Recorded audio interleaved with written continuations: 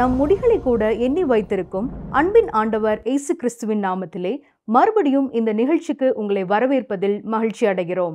நேயர்களே, இன்றைய தினத்தின் ஆவிக்குரிய மன்னாவை நாம் புசிக்கும்படியாய் இந்த நாளின் நிகழ்ச்சிக்குள்ளாக கடந்து செல்வோம். வாருங்கள். கர்த்தரின் நாமம் உங்கள் இருதயத்தை சுற்றிலும் பலத்த அரணாயிருந்து உங்கள் மனதை ஒருமுகப்படுத்தி இந்த நிகழ்ச்சியை கவனிக்க கிருபை செய்வாராக.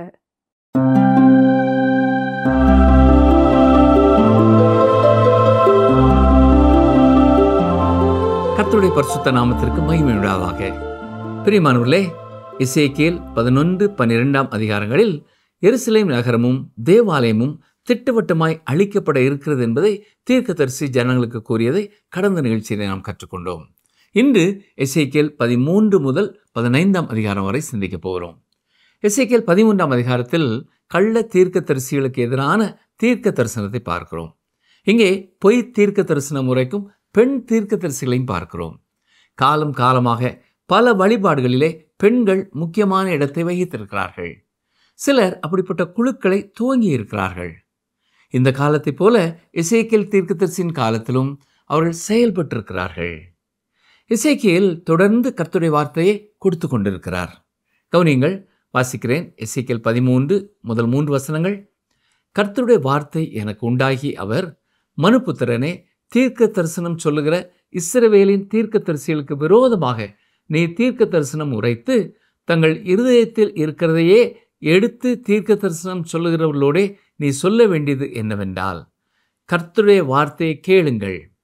கர்த்தராகிய ஆண்டவர் உரைக்கிறதாவது, தாங்கள் ஒன்றும் தரிசியாதிருந்தும் தங்களுடைய ஆவியின் ஏவுதலை பின்பற்றுகிற மதிகெட்ட தீர்க்க தரிசிகளுக்கு ஐயோ. இங்கே பிரச்சனை என்ன? இந்த பொய் தீர்க்கதரிசிகள் தங்கள் இருதயத்தில் இருந்ததையே எடுத்து தீர்க்க தரிசனமாக கூறினார்கள். இன்றைக்கும் பிரசங்க பீடங்களிலிருந்து கர்த்தருடைய வார்த்தையை போதிக்காமல் தங்கள் சொந்த இருதயங்களில் இருக்கும் காரியங்களை போதிக்கிறவர்களிடத்தில் கர்த்தர் கிருபையாய் இருப்பாராக.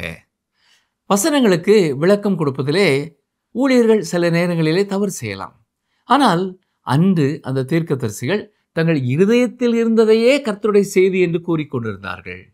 அது மட்டுமல்ல, இன்றும் சிலர் நண்பர்களை உருவாக்குவது எப்படி, மக்களை கவருவது எப்படி, நேர்மறையாக சிந்திப்பது எப்படி, நம்மை நாமே நம்பி காரியங்களை செய்வது எப்படி, உங்களே நீங்களே சிறந்தவர்கள் என்று நினைத்து கொண்டு எப்படி செயல்படுவது என்றெல்லாம் பேசுகிறார்கள். இது அவர்களுடைய செய்தியை ஒழிய கர்த்தருடைய செய்தி அல்ல. அன்று அந்த கள்ள தீர்க்கதரிசிகளும் அங்கே எருசலேமில் எல்லாம் நன்றாக இருக்கிறது என்று தான் கூறிக்கொண்டிருந்தார்கள். எசேக்கியேல் 13 அதிகாரம் 17-18 வசனங்களை பாருங்கள். மனுபுத்திரனே, தங்களுடைய இருதயத்தில் இருக்கிறதையே எடுத்து தீர்க்க தரிசனம் சொல்லுகிற உன் ஜனத்தின் குமாரத்திகளுக்கு எதிராக உன் முகத்தை திருப்பி அவர்களுக்கு விரோதமாக தீர்க்க தரிசனம் உரைத்து சொல்ல வேண்டியது என்னவென்றால், ஆத்துமாக்களை வேட்டையாடும்படிக்கு சகல கைகளுக்கும் தழுவணைகளை தைத்து அந்த வயதுள்ளவருடைய தலைக்கும் தலையணைகளை உண்டு பண்ணுகிறவர்களுக்கு ஐயோ. நீங்கள் என் ஜனத்தின் ஆத்துமாக்களை வேட்டையாடி அவைகளை உங்களுக்கு உயிரோடே காப்பாற்றுவீர்களோ. இந்த வசனத்தில் உன் ஜனத்தின் குமாரத்திகளுக்கு எதிராக உன் முகத்தை திருப்பி அவர்களுக்கு விரோதமாக தீர்க்க தரிசனம் உரைக்க வேண்டும் என்று கர்த்தர் கூறுவதால் இந்த பெண் தீர்க்க தரிசிகளை குறித்து நாம் அறிந்து கொள்கிறோம். ஆதியாகமம் 10 அதிகாரத்தில் 8-9 வசனங்களை பார்த்தால், நிம்ரோத் என்பவன் கர்த்தருக்கு முன் பலத்த வேட்டைக்காரனாய் இருந்தான் என்று வாசிக்கிறோம். இந்த பெண் தீர்க்க தரிசிகளும் அப்படிப்பட்டவர்களே. ஆம், இவர்கள் ஆத்துமாக்களை வேட்டையாடுவார்கள். தனி போக்குடையதாக கருதப்படும் சமயமும், அதாவது கல்ட் குரூப்ஸ், இதையே செய்கிறது. பெண்களும் இப்படிப்பட்ட காரியங்களை செய்து வந்தார்கள். 2 பேதுரு 2 அதிகாரம் 1 வசனத்தை பாருங்கள். கள்ள தீர்க்க தரிசிகளும் ஜனங்களுக்குள்ளே இருந்தார்கள், அப்படியே உங்களுக்குள்ளும் கள்ள போதகர்கள் இருப்பார்கள். அவர்கள் கேட்டுக்கு ஏதுவான வேத புரட்டுகளை தந்திரமாய் நுழைய பண்ணி தங்களை கிரயத்துக்கு கொண்ட ஆண்டவரை மறுதலித்து தங்களுக்கு தீவிரமான அழிவை வருவித்துக் கொள்ளுவார்கள். இன்றும் பல பெண்கள் ஆவி உலகங்களோடு தொடர்பு கொள்கிறவர்களாயும், குறி சொல்லுகிறவர்களாயும், சூனியக்காரிகளாயும், மரித்தவர்களோடு தொடர்பு கொள்கிறோம் என்று சொல்லுகிறவர்களாயும் இருக்கிறார்கள். இன்று வெளிப்படையாகவே இப்படிப்பட்ட சில பெண்கள் தங்களை நாங்கள் சூனியக்காரிகள் என்றும் அழைத்துக் கொள்கிறார்கள். இங்கே தீர்க்கதரிசி எசேக்கியேல் 13:18 என்ன சொல்கிறார்? ஆத்துமாக்களை வேட்டையாடும்படிக்கு சகல கைகளுக்கும் தழுவணைகளை தைத்து அந்தந்த வயதுள்ளவர்களுடைய தலைக்கும் தலையணைகளை உண்டு பண்ணுகிறவர்களுக்கு ஐயோ. ஆங்கில மொழிபெயர்ப்புக்கு ஒத்தான பொது மொழிபெயர்ப்பு அல்லது திருவிவிலியத்திலே இந்த வசனத்தை கவனியுங்கள். எசேக்கியேல் 13, 17, 18 வசனங்கள். மானிடா, தங்கள் விருப்பப்படி இறைவாக்குரைக்கும் உன் இனத்து புதல்வியருக்கு நேராக உன் முகத்தை வைத்துக்கொண்டு அவர்களுக்கு எதிராக இறைவாக்குரை. நீ சொல், தலைவராகிய ஆண்டவர் கூறுவது இதுவே: உயிர்களை வேட்டையாடுவதற்காக அனைவரின் கைகளிலும் மணிக்கட்டை சுற்றி காப்பு கயிர்கள் பின்னி ஒவ்வொருவர் உயரத்திற்கும் ஏற்ப தலைக்கு முக்காடு செய்வோருக்கு ஐயோ கேடு. இங்கே கர்த்தர் என்ன சொல்ல வருகிறார் என்பது உங்களுக்கு புரிந்திருக்கும் என்று நம்புகிறேன். இவர்கள் செய்வது என்ன? சில பொருட்களை விநியோகம் செய்து அதை மக்கள் வைத்து கொண்டால் அவர்களுக்கு வியாதி வராது, தீமை வராது என்று பொய் சொல்லுகிறார்கள். சிலர் கைக்குட்டைகளை உண்டு பண்ணி நாங்கள் ஜெபித்து கொடுக்கிறோம் என்று ஆத்துமாக்களை வேட்டையாடுகிறார்கள். இது சமீபத்திலே உருவான ஒன்றல்ல, காலம் காலமாய் மனுக்குலத்திலே இருக்கும் ஒன்றுதான். இங்கே ஐயோ கேடு என்று எசேக்கியேல் சொல்லும் வார்த்தைகளும் அவருடைய சொந்த வார்த்தைகள் அல்ல, கர்த்தர் கூறிய வார்த்தைகளே. எசேக்கியேல் 14ஆம் அதிகாரம் முதல் 16ஆம் அதிகாரம் வரை முதியவர்களின் விக்கிரக ஆராதனைக்கு எதிரான தீர்க்க தரிசனத்தை பார்க்கிறோம். திராட்சை கொடியை குறித்த ஒரு தரிசனத்தை எசேக்கியேல் கண்டார். அதாவது யாரோ வேண்டாம் என்று தள்ளிய ஒரு குழந்தையை தேவன் தத்தெடுப்பதை குறித்தும் பார்க்க போகிறோம். 14ஆம் அதிகாரத்தை 2 முக்கிய பிரிவுகளாக பிரிக்கலாம். ஒன்று முதியவர்களின் விக்கிரக ஆராதனை, அடுத்தது எருசலேம் திட்டவட்டமாய் அழிக்கப்பட போகிறது என்ற தீர்க்க தரிசனம். இந்த 2 பகுதிகளின் ஆரம்ப வரிகளும் ஒன்று போலவே வருகிறது. 2ஆம் வசனத்திலும் 12ஆம் வசனத்திலும் கர்த்தருடைய வார்த்தை எனக்கு உண்டாகி அவர் என்று ஆரம்பமாகிறது. இந்த அதிகாரத்திலும் தொடர்ந்து ஏன் கர்த்தர் எருசலேமை நியாயம் தீர்க்கிறார் என்ற காரணத்தை விவரிக்கிறார். இங்கே சொல்லப்பட்டிருக்கிற கொள்கை இன்றும் மாறாதது. இன்றும் தேவன் தேசங்களை நியாயம் தீர்க்கிறார். தொடர்ந்து வரும் பகுதியிலே இஸ்ரவேல் ஜனங்களில் உள்ள மூப்பர்களின் விக்கிரக ஆராதனைக்கு எதிரான தீர்க்க தரிசனத்தை பார்க்கிறோம். இங்கே எசேக்கியேல் மூப்பர்களை மனம் திரும்புவதற்கு அழைக்கிறார். பழைய ஏற்பாட்டிலும் சரி, புதிய ஏற்பாட்டிலும் சரி, தனது ஜனங்களை பார்த்து கர்த்தர் கொடுக்கும் ஒரு செய்தி மனம் திரும்புங்கள் என்பதுதான். நாங்கள் கர்த்தருடையவர்கள் என்று சொல்பவர்களுக்குத்தான் இந்த மனம் திரும்புங்கள் என்ற செய்தி கொடுக்கப்படுகிறது. மனம் திரும்பி தேவனிடத்திலே திரும்புங்கள் என்பதுதான் இப்பொழுது எசேக்கியேலும் கொடுக்கும் செய்தி. எசேக்கியேல் 14ஆம் அதிகாரம் 1ஆம் வசனத்தை பாருங்கள். இஸ்ரவேலுடைய மூப்பரில் சிலர் என்னிடத்தில் வந்து எனக்கு முன்பாக உட்கார்ந்தார்கள். இந்த மூப்பர்கள் பயபக்தியோடு எசேக்கியேல் இடத்திலே வருகிறார்கள். தீர்க்கதரிசி சொல்வதை கேட்டு கீழ்ப்படிவதைப் போல பாசாங்கு செய்கிறார்கள். கடவுளுக்கு கீழ்ப்படிந்து அவருக்கு சேவை செய்ய ஒரு பெரிய வேத புத்தகத்தை தூக்கி கொண்டு சிலர் ஆலயத்துக்கு வருவது போல அன்று அவர்களும் வந்து உட்கார்ந்தார்கள். எசேக்கியேல் 14ஆம் அதிகாரம் 2ஆம் 1ஆம் வசனங்களை பாருங்கள். அப்பொழுது கர்த்தருடைய வார்த்தை எனக்கு உண்டாகி அவர், மனுபுத்திரனே, இந்த மனுஷர் தங்கள் நரகலான விக்கிரகங்களை தங்கள் இருதயத்தின் மேல் நாட்டி தங்கள் அக்கிரமமாகிய இடரலை தங்கள் முகத்துக்கு எதிராக வைத்து கொண்டிருக்கிறார்களே, இவர்கள் என்னிடத்தில் விசாரிக்க தகுமா? அவர்களுடைய விக்கிரக ஆராதனை குறித்து எசேக்கியேல் அவர்களை எச்சரிக்கும் பொழுது, இல்லை ஐயா, நாங்கள் எந்த விக்கிரகங்களையும் எங்களிடத்தில் இப்பொழுது வைத்திருக்கவில்லை என்று சொல்வார்கள். ஆனால் கர்த்தர் என்ன சொல்கிறார்? இந்த மனுஷர் தங்கள் நரகலான விக்கிரகங்களை தங்கள் இருதயத்தின் மேல் நாட்டி வைத்திருக்கிறார்கள். சிம்சோனும் தேவனுடைய மனிதனைப் போல வெளியே காட்டிக் கொண்டிருந்தான். சில நேரங்களிலே பரிசுத்த ஆவியானவர் அவனுக்கு கொடுக்கப்பட்டார், உண்மைதான். அவனுடைய பலத்தின் ரகசியம் உண்மையில் அவனுடைய முடியில் அல்ல, அது பரிசுத்த ஆவியானவரில் இருந்தது. சிம்சோன் செய்யத்தகாத ஒன்றை செய்தான். லேவியராமம் 5ஆம் அதிகாரம் 17ஆம் வசனத்திலே சொல்லப்பட்டிருப்பதை கவனியுங்கள். ஒருவன் செய்யத்தகாததென்று கர்த்தருடைய கட்டளைகளினால் விலக்கப்பட்ட யாதொன்றை செய்து பாவத்துக்குட்பட்டால் அதை அவன் அறியாமையினால் செய்தாலும் அவன் குற்றமுள்ளவனாயிருந்து தன் அக்கிரமத்தை சுமப்பான். பரிசுத்த ஆவியானவர் அவனை விட்டு போய்விட்டார் என்பதை அவன் அறியவில்லை. அவன் தொடர்ந்து பாவத்தோடு விளையாடி கொண்டு இருக்கும் தேவனுடைய மனிதனாயிருக்க விரும்பினான். இன்றும் சபையில் உள்ள எத்தனையோ பேர் பாவத்தோடு விளையாடி கொண்டு இருக்கும் அதே நேரத்தில் அதற்கு விளைவு எதுவும் இருக்காது என்று எண்ணிக்கொண்டிருக்கிறார்கள். பிரியமானவர்களே, அவர்கள் தப்பிக்கொள்ள முடியாது.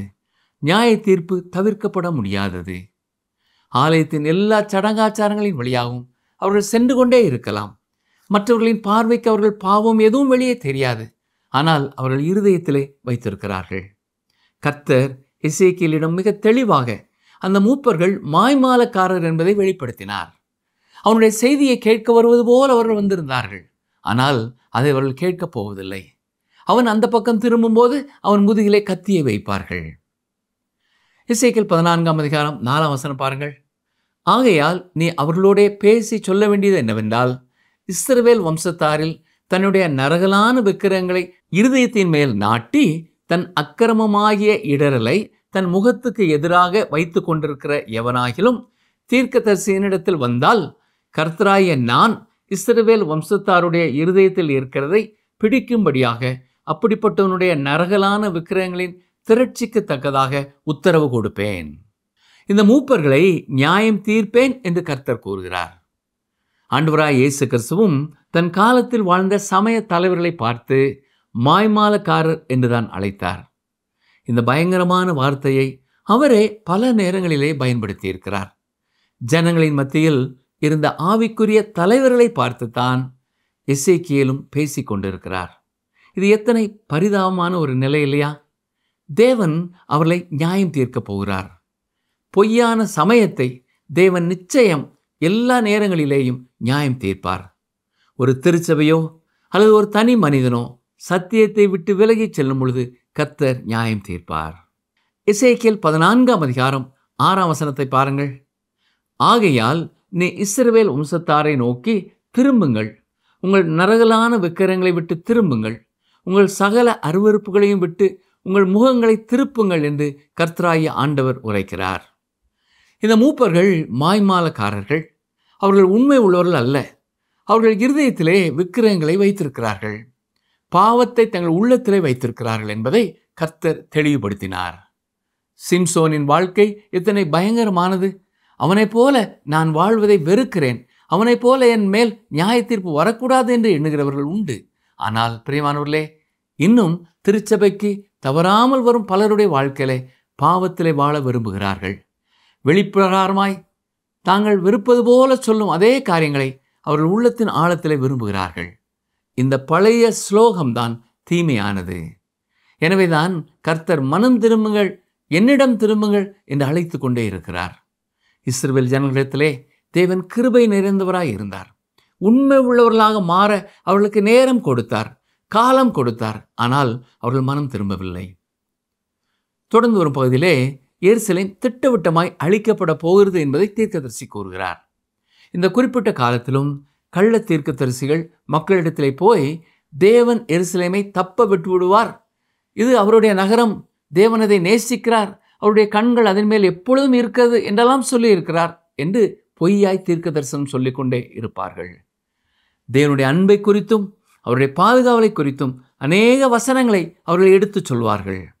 இன்றைக்கும் தவறான கொள்கைகளை சொல்வதற்கும் மக்கள் வேத வசனத்திலிருந்தே அங்கொன்றும் இங்கொன்றுமாக வார்த்தைகளை எடுத்து சொல்லுகிறார்கள்.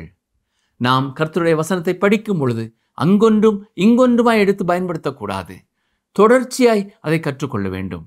அந்த வசனம் எந்த சூழ்நிலையிலே யாருக்கு சொல்லப்பட்டது எல்லாவற்றையும் கவனித்து படிக்க வேண்டும்.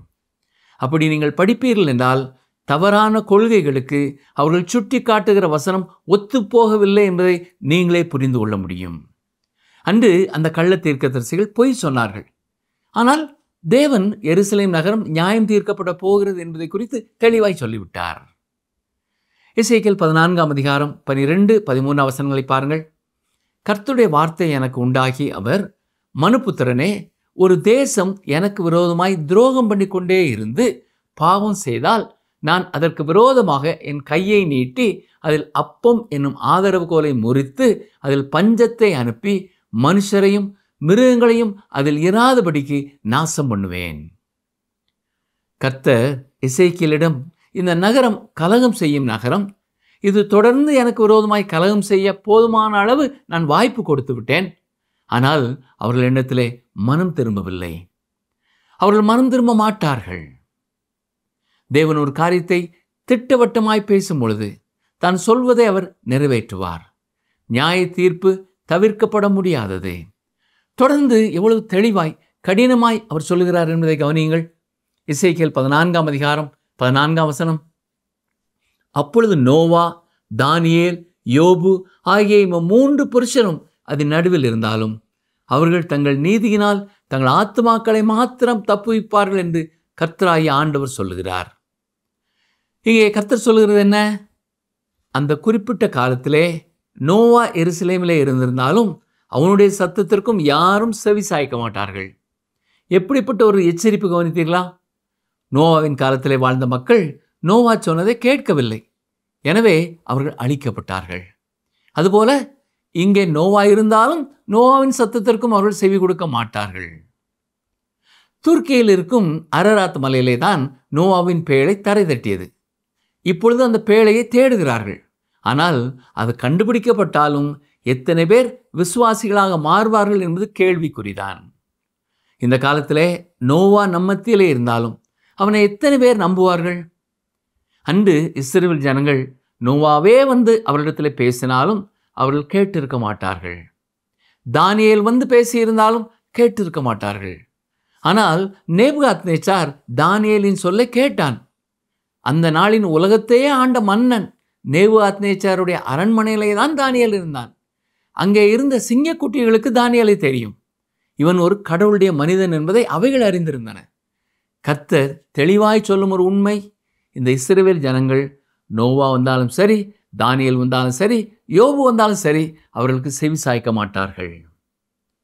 எசேக்கியேல் 14ஆம் அதிகாரம் 17ஆம் வசனத்தை பாருங்கள். அல்லது நான் அந்த தேசத்தின் மேல் பட்டயத்தை வரப்பண்ணி, பட்டயமே தேசத்தை உருவப்போ என்று சொல்லி அதில் உள்ள மனுஷரையும் மிருகங்களையும் நாசம் பண்ணும்போது அந்த தேசத்தின் மேல் ஒரு பட்டயத்தை வருவிக்க தேவன் திட்டம் பண்ணுகிறார் என்பதை கூறினார். தேவன் நேபுகாத்நேச்சாரை எருசலேமிற்குள் வர அனுமதித்து அதை அழிக்கப் போகிறார். எசேக்கியேல் 14ஆம் அதிகாரம் 20ஆம் வசனம் பாருங்கள். நோவாவும் தானியேலும் யோபும் அதன் நடுவில் இருந்தாலும் அவர்கள் தங்கள் நீதியினால் தங்கள் ஆத்துமாக்களை மாத்திரம் தப்புவிப்பார்களே அல்லாமல் குமாரனையாகிலும் குமாரத்தியையாகிலும் தப்புவிக்க மாட்டார்கள் என்று என் ஜீவனை கொண்டு சொல்கிறேன் என்பதை கர்த்தராகிய ஆண்டவர் உரைக்கிறார். நோவா, தானியேல், யோபு இவர்கள் அந்த எருசலேமிலே இருந்திருந்தாலும் தங்கள் சொந்த மகனையும் மகளையும் கூட அவர்கள் தப்புவித்திருக்க முடியாது. இதைத்தான் கர்த்தர் தெளிவாய் சொல்லுகிறார். மேலும் இந்த மூவரும் அங்கிருந்திருந்தாலும் அவருடைய ஆத்துமாக்களை மாத்திரமே அவர்களால் தப்புவிக்க முடியும். தானியேல் சில ராஜ்யங்களை தப்புவித்திருக்கலாம். ஆனால் அவன் இந்த குறிப்பிட்ட நேரத்தில் எருசலேமில் இருந்திருந்தாலும் அதை தப்புவிக்க முடியாது. இந்த காரணத்தினாலே தான் தேவன் தானியேலை பாபிலோனுக்கு எடுத்து சென்று விட்டார். அங்கே தேவனை அறியாத அந்த இடத்திலும் பாபிலோன் ராஜா அவனுடைய வார்த்தையை கேட்கும்படியாய் அவனை பிரதம மந்திரி ஆக்கி வைத்திருந்தான். இன்று எத்தனை திருச்சபையிலே உள்ள மக்கள் உண்மையாக கர்த்தருடைய வசனத்தை வாஞ்சியோடு கேட்கிறார்கள். இந்த காரணத்தினாலேயே தேவன் இன்று பல ஊடகங்களை பயன்படுத்தி தன்னுடைய வார்த்தையை உலகமெங்கும் அனுப்பி கொண்டே இருக்கிறார். ஆலயத்தில் உள்ள மக்கள் வசனத்தை கேட்க வாஞ்சை இல்லாமல் இருப்பதால் வாஞ்சியோடு இருக்கும். ஆனால் இன்னமும் ஆலயத்திற்குள்ளே வராத பலரை கர்த்தர் தன் வார்த்தையின் மூலம் சந்தித்து கொண்டே இருக்கிறார். அன்று தேவனை அறியாத மக்கள் கூட்டத்தின் மத்தியிலே தானியேலின் சத்தத்தை கேட்கும் நபர்கள் இருந்தது போல இன்றும் திருச்சபையை விட்டு வெளியே இருக்கும் பலர் கர்த்தருடைய வசனங்களை கேட்டு கீழ்ப்படுகிறார்கள். சரி, தொடர்ந்து 15ஆம் அதிகாரத்தை சிந்திப்போம். இங்கே கனிதராத ஒரு திராட்சை செடியை குறித்த ஒரு உவமையை பார்க்கிறோம்.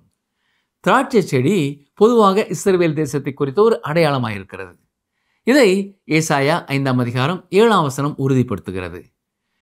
சேனைகளின் கர்த்தருடைய திராட்சை தோட்டம் இஸ்ரவேலின் வம்சமே, அவருடைய மனமகிழ்ச்சியின் நாற்று யூதாவின் மனுஷரே. அவர் நியாயத்துக்கு காத்திருந்தார், இதோ கொடுமை, நீதிக்கு காத்திருந்தார், இதோ முறைப்பாடு. கவனித்தீர்களா? திராட்சை தோட்டம் இஸ்ரவேலின் வம்சம். எசேக்கியேல் 15ஆம் அதிகாரம் 2ஆம் வசனம் முதல் 4ஆம் வசனம் வரை பாருங்கள். மனுபுத்திரனே, காட்டில் இருக்கிற செடிகளுக்குள் மற்ற எல்லா செடி கொடிகளை பார்க்கிலும் திராட்சை செடிக்கு மேன்மை என்ன? யாதொரு வேலை செய்ய அதிலே ஒரு கட்டை எடுக்கப்படுமோ? யாதொரு தட்டுமுட்டை தூக்கி வைக்கும்படி ஒரு முளையை அதனால் செய்வார்களோ? இதோ அது அக்கினிக்கு இரையாக எரியப்படும். அதன் 2 முனைகளையும் அக்கினி எரித்து போடும். அதன் நடுத்தண்டும் வெந்து போகும். அது எந்த வேலைக்காவது உதவுமோ? தேவன் தெளிவான சுவாரஸ்யமான ஒரு விளக்கத்தை கொடுக்கிறார். ஒரு திராட்சை செடியின் நோக்கம் என்ன? ஆண்டவராய் இயேசு கிறிஸ்துவும் இன்றைய விசுவாசிகளை குறித்து சொல்வதற்காக யோவான் 15ஆம் அதிகாரத்திலே நானே திராட்சை செடி, நீங்கள் கொடிகள் என்று கூறியிருக்கிறார். அங்கே இஸ்ரவேல் ஜனங்கள் திராட்சை செடியாக கூறப்படவில்லை. அது மட்டுமல்ல, அந்த அதிகாரத்தில் இயேசு கிறிஸ்து ரட்சிப்பை குறித்து பேசவில்லை. திராட்சை கொடியின் நோக்கம் என்ன? மீண்டும் கேட்கிறேன், அதனுடைய ஒரே ஒரு வேலை, அது கனி தர வேண்டும். நீங்கள் எந்த மரச்சாமான்கள் விற்கும் கடையிலாவது போய் திராட்சை கொடியினால் செய்யப்பட்ட ஒரு படுக்கை எனக்கு வேண்டும் என்று நீங்கள் கேட்பதில்லை. அப்படி நீங்கள் கேட்பீர்கள் என்றால் கடைக்காரன் உங்களை மேலும் கீழும் பார்ப்பார். திராட்சை செடியிலிருந்து செய்யப்பட்ட எந்த பொருளையும் நாம் இந்த உலகத்திலே பார்க்க முடியாது. திராட்சை செடியை தேவன் உண்டாக்கியதின் ஒரே ஒரு நோக்கம், அது கனி தர வேண்டும். அது கனி கொடுக்கவில்லை என்றால் அதை எரிப்பதற்கு மட்டுமே பயன்படுத்த முடியும். யோவான் 15ஆம் அதிகாரத்திலேயும் ஒரு விசுவாசி கனி தரவில்லை என்றால் அவன் ரட்சிப்பை இழந்து போகிறதில்லை, கனி தரும்படியாய் வைக்கப்பட்டிருக்கிற இடத்திலிருந்து அப்புறப்படுத்தப்படுவான். பிரியமான சகோதரனை சகோதரியே, நம்முடைய வாழ்க்கையிலேயும் நாம் கனி தரும்படி வைக்கப்பட்டிருக்கிற இடங்களிலே தேவன் எதிர்பார்க்கும் கனிகளை நாம் கொடாமல் இருக்கும் பொழுது அந்த இடத்திலிருந்து தேவன் நம்மையும் அப்புறப்படுத்துவார். யோவான் 15:8 என்ன சொல்கிறது?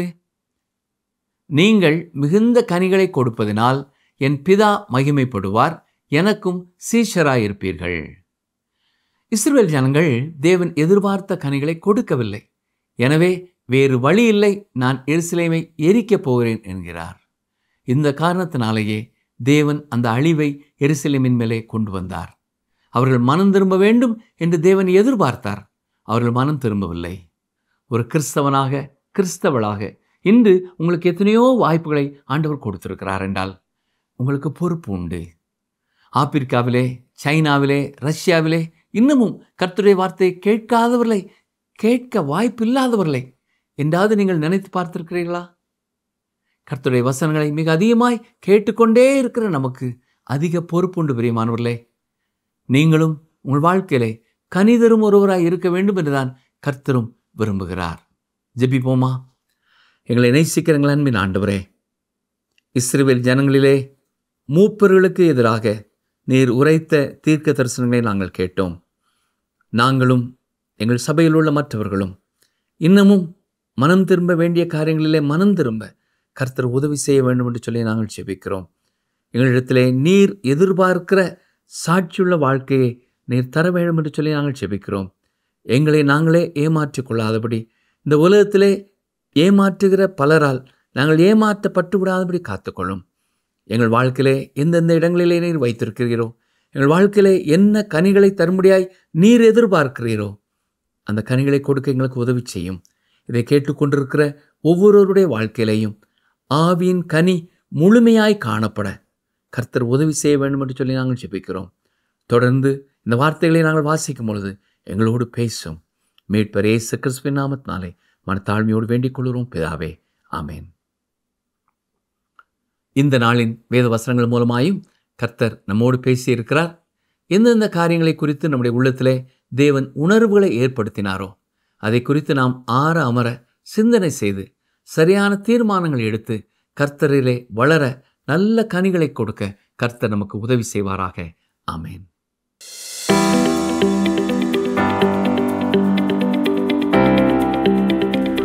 இம்மூன்று புருஷரும் அதன் நடுவில் இருந்தாலும் அவர்கள் தங்கள் நீதியினால் தங்கள் ஆத்துமாக்களை மாத்திரம் தப்புவிப்பார்கள் என்று எந்த 3 புருஷர்களை குறித்து கர்த்தராகிய ஆண்டவர் சொல்லுகிறார்? இம்மூன்று புருஷரும் அதன் நடுவில் இருந்தாலும் அவர்கள் தங்கள் நீதியினால் தங்கள் ஆத்துமாக்களை மாத்திரம் தப்புவிப்பார்கள் என்று எந்த 3 புருஷர்களை குறித்து கர்த்தராகிய ஆண்டவர் சொல்லுகிறார்? ஆப்ஷன் ஏ, நோவா, யோசுவா, யோபு. ஆப்ஷன் பி, மோசே, தானியேல், தாவீது. ஆப்ஷன் சி, நோவா, தானியேல், யோபு. இன்றைய நாளின் நிகழ்ச்சியிலும் பரிசுத்த ஆவியானவர் உங்களோடு இடைப்பட்டு உங்களுக்கு அநேக காரியங்களை கற்றுத்தந்திருப்பார் என்று நாங்கள் விசுவாசிக்கிறோம். கள்ள தீர்க்கதரிசிகள் ஒருபுறம் இஸ்ரவேல் ஜனங்களை தேவனுக்கு விரோதமாக அல்லது தேவனை விட்டு வழிநடத்தினார்கள். மற்றொரு புறம் ஜனங்கள் தங்கள் உதடுகளினால் மாத்திரம் அவரை அறிக்கை பண்ணி இருதயத்தில் அவருக்கு தூரமாய் இருந்ததை நாம் காண்கிறோம். நம்முடைய இருதயத்தில் தேவன் சொல்வதை கேட்டு தேவனுக்கு கீழ்ப்படிந்து நடக்க வாஞ்சிக்கிறோமா? இல்லை, நம்முடைய உதடுகள் மாத்திரம் தேவனை துதிக்கிறதா? நம்முடைய சபையிலே, நம்முடைய தனிப்பட்ட வாழ்விலே காணப்படும் தேவனுக்கு பிரியமல்லாத பாவங்களை கண்டித்து உணர்த்துகிற ஊழியக்காரர்களை தேடி ஓடுகிறோமா? இல்லை, உங்களுக்கு ஆசீர்வாதம், உங்களுக்கு எல்லாம் நிறைவு என்று சொல்லி நம்மை தேவன் சொல்லாத வழியிலே வழிநடத்தும் ஊழியர்களை நோக்கி ஓடுகிறோமா? தேவனுடைய கிருபை உள்ள கரம் நம்மோடு இருந்து நம்மை சரியான பாதையிலே வழிநடத்துவதாக. இந்த நிகழ்ச்சி உங்களுக்கு பிடிச்சிருக்கா? அப்ப இப்பவே மிஸ்டர் கால் கொடுங்க. பரிசு வெல்றது நீங்களாவும் இருக்கலாம்.